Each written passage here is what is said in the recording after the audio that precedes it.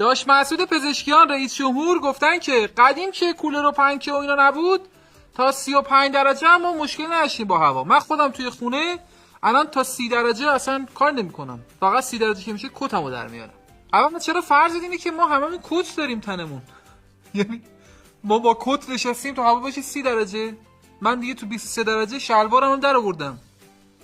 اصلا ما با هم دیگه متفاوتی. بعد قدیم که میگی کولر و پنکه نبود، چقدر قدیمو شما داری صحبت می‌کنید در موردش؟ چون بود دیگه، از الان 40 50 سال تقریبا هست. قدیم‌ترم بود، پنکه‌های نفتی و گازسوز و اینا بود دیگه. بس نمیدونم چه داری میگی. حالا من چیکار بکنم؟ من الان که هست، الان من تا زنده ام پنکه و کولر اینا بوده، من عادت کردم. من که یهو نمیتونم سرمایی بشم که. من گرمایی به دنیا اومدم و گرمایی ادامه دادم و گرمایی بزرگ. الان یهو نمیتونم تغییر خلق و خو بدم که. میخوای عوض کنم اصلا سبک زندگیمو عوض کنم؟ میخوای برم ییلاق؟ جدی تابستونا میخوای برم ییلاق؟ کره و سرشیر محلی هم بگیرم برای شما هم بفرستم استفاده کنید. شما اصلا آقای پزشکیان آدم خوبی برای نظر دادن در مورد سرما و گرما نیستی. آدمی که همیشه با کته اصلا به وضوح اون سرمایه دیگه. ما که کت نمیپوشیم چی؟ من که همین الان گرممه، همین الان این زیر چی نیست، هیچی نیست، گرممه. چیکار میخواید بکنید؟ معلوم که نیست، کاری دستتون بر نمیاد. ایرانی کارت.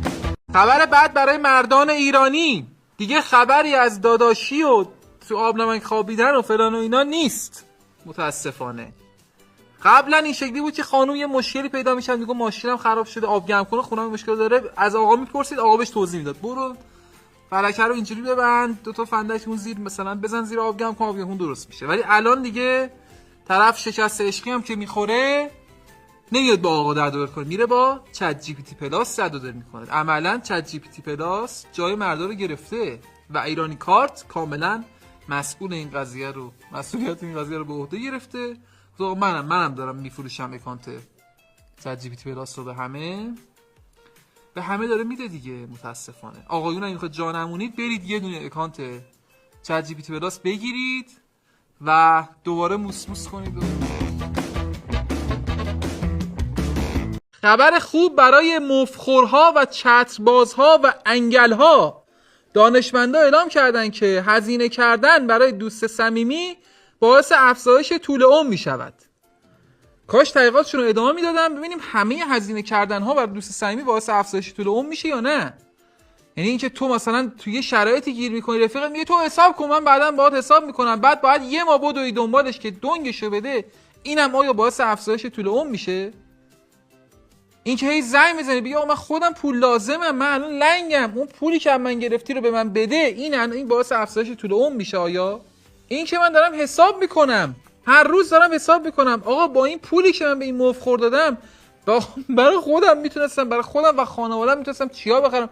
من با پولایی که از رفیقام الان طلب دارم میتونستم یه بوئینگ 747 برای خودم بخرم. این باعث افزایش طول عمر. خودم من حاضرم 5 سال از عمر من کم بشه پولا با رفیقام بگیرم. الان من 6 ماهه نتونستم پول اون شب خونه حمیدو از علی آقا بگیرم، این باعث افزایش طول عمر من میشه؟ بیار بده پولتو علی آقا. چشاتو کوچولو کرده بودی، داشت تو بدی من بهت آسفینم بخور بینا. ایرانی کارت. اکت و نشان آقای پزشکیان برای ترامپ در دیدار رئیس جمهورهای ایران و پاکستان. آقای پزشکیان یهو دست زد به سینه آقای پاکستان.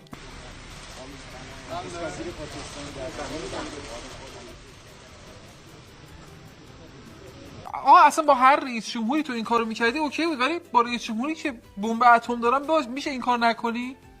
مثلا این شوخی بود، اصلا نمیدونم چی بود، ولی نکن این کارو. همینو کم داریم فقط. جدی برن تو سازمان ملل هم یه آبرومونو ببرن، مثلا بره بگه ایشون دست زد به بالا تنه من. اصلا نکن، اصلا این چه کاریه؟ ما یه ارادت مثلا نشون دادن ارادت داریم، دستمون رو بزنیم رو سینه خودمون، میگیم مثلا چاکریم مختصیم. اینکه دستو بزنی رو سینه طرف، این دیگه ته ارادت دیگه. شاید هم موقع سرود ملی پاکستان بوده، گفته خب موقع سرود ملی خودمون من دستم گذاشتم رو سینه خودم، حالا موقع سرود ملی پاکستان دستم میذارم رو سینه پاکستان. شاید دکتر قلب مسعود راستی شاید داشته قلبش چک میکرده. بذار ببینم این قلب سالمه یا سالم نیست، یه چک بکنم ببینم. جدی یه جوری باید اینو عادی سازی بکنی. از این بعد هر مقام ایرانی واقعا رفت تو دیدار با مقام های خارجی برای اینکه توجیه بکنیم این قضیه، چون اصلا هیچ توجیه نداره واقعا.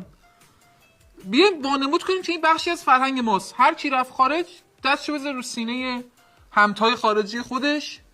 وزیر خارجه است دستشو بذاره رو سینه وزیر خارجه، رئیس مجلس دستشو بذاره.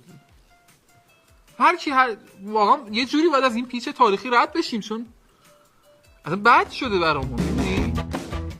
ایرانی کارت.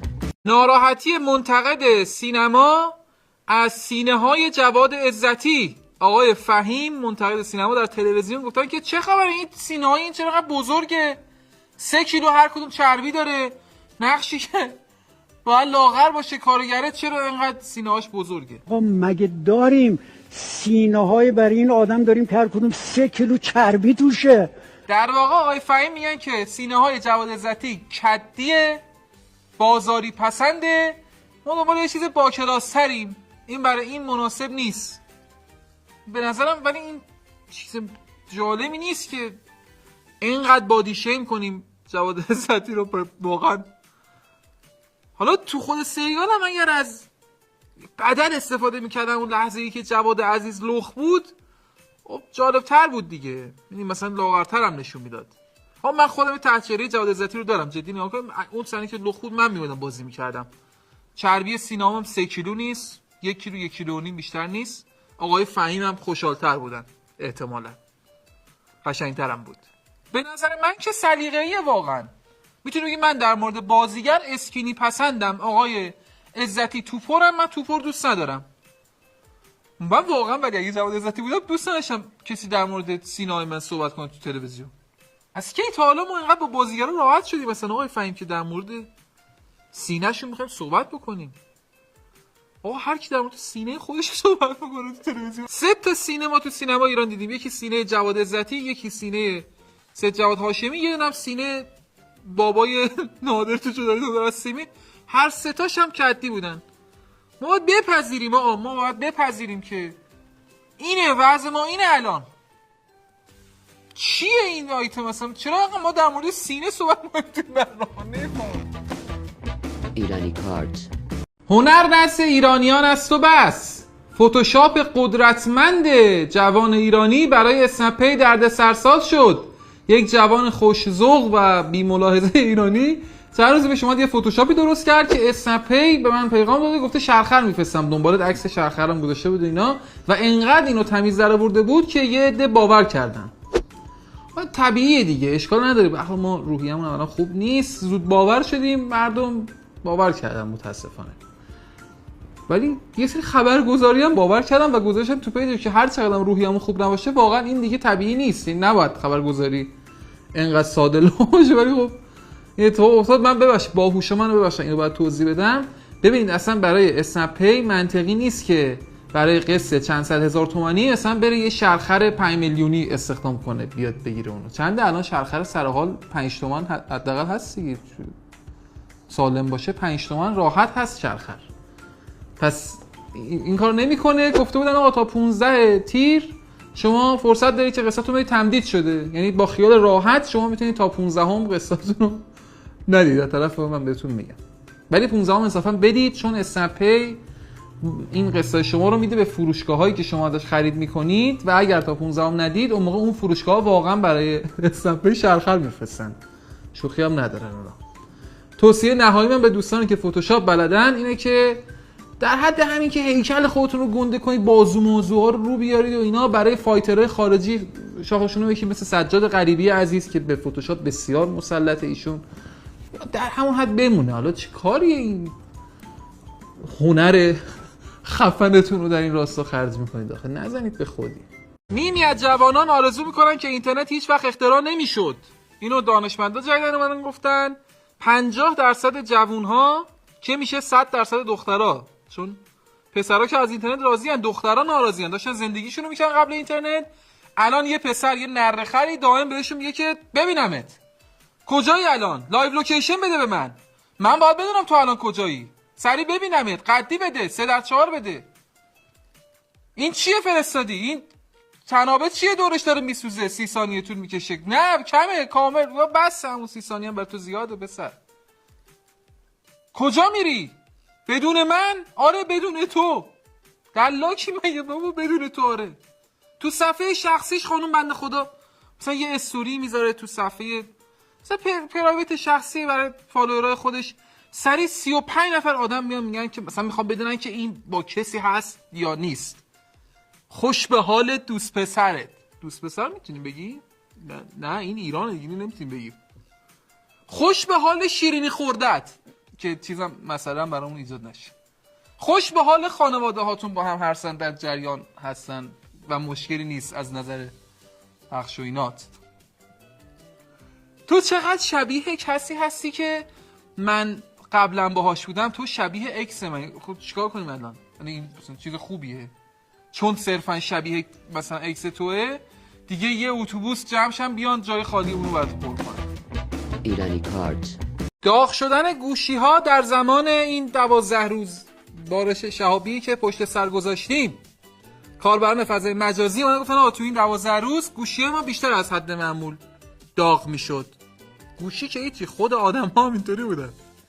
یعنی 12 روز پر بود از بچه‌های سمت شرق غرب و اینا که رفته بودن شمال و پیام بود که میرفت بیب کجایی شما؟ کدوم سمتی؟ شمالی؟ رشتی؟ ما هم گرگانیم، نزدیکیم.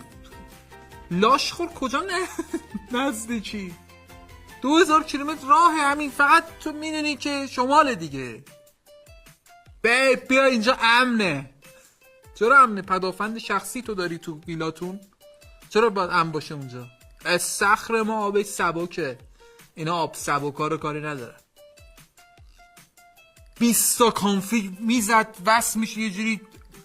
بیب اگه آسیب ندیدی ببینمت. چرا؟ تو مثلا از رو عکس قدی میتونی تشخیص بدی طرف آسیب دیده یا نه. دکتر هاوس چیزی هست تو که ما نمیدونیم. چه مزیتی تو داری؟ یعنی دیدن تو چه تأثیری داره تو آسیب دیدن یا ندادن اون؟ هی ببینمت. بعد بدبخت دختر میگه آقا اینترنت اصلا قطعه. یعنی اینترنت اصلا ملی شده، من نمیتونم اون چیزی که تو میخوای به دست بده. بیبی آیه تو دیوار بذار 206 کم کارکرد به جای 206 عکس قدی خودتو بذار من ببینم. کورشی ایشالا چیو ببینی؟ ریز پرنده بخوره تو ریز ترین جای من. بس کن دیگه. ایرانی کارت. روتین پوسته ایمان خانوما نبود، آقایون نباید روتین پوستی داشته باشن. مردی که روتین پوستی داشته باشه مرد نیست. حالا در یه سری چیزای کوچیک شده من خودم انجام میدم اشکال نداره. مثلا من خب اینجا خط لبخند دارم، اینجا اینو مثلا من فرکشنال کردم، خب این اشکال نداره. مثلا من یه تینت گونه میزنم، این برای تصویر خب لازمه واقعا. تو دیگه ضد آفتاب خب همه میزنن، من خودم نیتروژنا استفاده میکنم. نمیدونم حالا شما CC یا چی استفاده میکنن. نیتروژنا میزنم. SPF 50 خیلی هم خوبه، واقعا خوبه، به شما هم توصیه میکنم. دیگه یه دونه هایفو رو دیگه همه کردن دیگه. هایفو 3 CC تو جای مختلف بوتاکس بزن، 3 ماه یه بارم تمدید کن. اینا چیزایی که حالا مردم انجام بدن اشکال نداره. مثلا من یاد بوکالفتم کردم، این قبقبم چون یه ذره بزرگ بود. قبقبت که دیگه نباید بزرگ باشه، این زشته. لیفت شقیقه من کردم. آقا کیه که نکرده لیفت شقیقه؟ کیه که لیفت شقیقه رو نکرده باشه؟ وگرنه مرد روتین پوستی نداره. آقا روتین پوستی مرد جای چک خانومشه روی صورتش، همین. این نظر منه. ایرانی کارت. از هر 5 راننده تهرانی 1 نفر حواسش پرته. کدوم تهرانی؟ چه تهرانی؟ تهرانی کسایی بودن که توی این مدت مونده بودن تهران. والا ما به هر کی زنگ می‌زدیم میگفت توی یه شهر دور افتاده، یه جایی مثلا بود زمین، آره ما اینجا یک باغی داریم که اومدیم سر بزنیم بهش، این باغ رو به وجد من، لحظه‌شون هم یه خود برگشته بود موقعی که اونجا بودن، قدیم داشته رد میشه گفته او عجب طبیعتی، عجب هوایی، بیاریم اینجا گوسفندامونه. به چرا لهجه هی میرفت و برمیگشت توی مدت.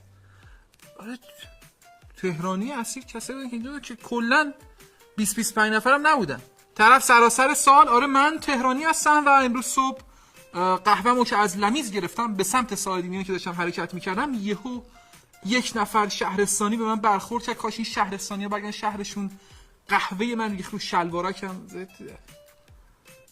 چی شد؟ اولین جنگ که شد الفرار ها، جنگ البته قرار شد نگیم. ما اینجا مونده بودیم، داشتیم اینجا تو سنگرهای تهران و مازندران داشتیم می جنگیدیم، شد نگیم می جنگیم، می بارش شهابیدیم ما اینجا، پدر ما در اومد تو همین استانهای تهران و مازندران. کجا بودید شما؟ ماچا میخوردید؟ ماچای من سرد نشه یه وقت؟ تو این 12 روز رفته بودی سرشیر گو یزن عباس رو میخوردی و کیف میکردی ها؟ چی شد پس؟ هایف بخورم گی بخور. ایرانی کارت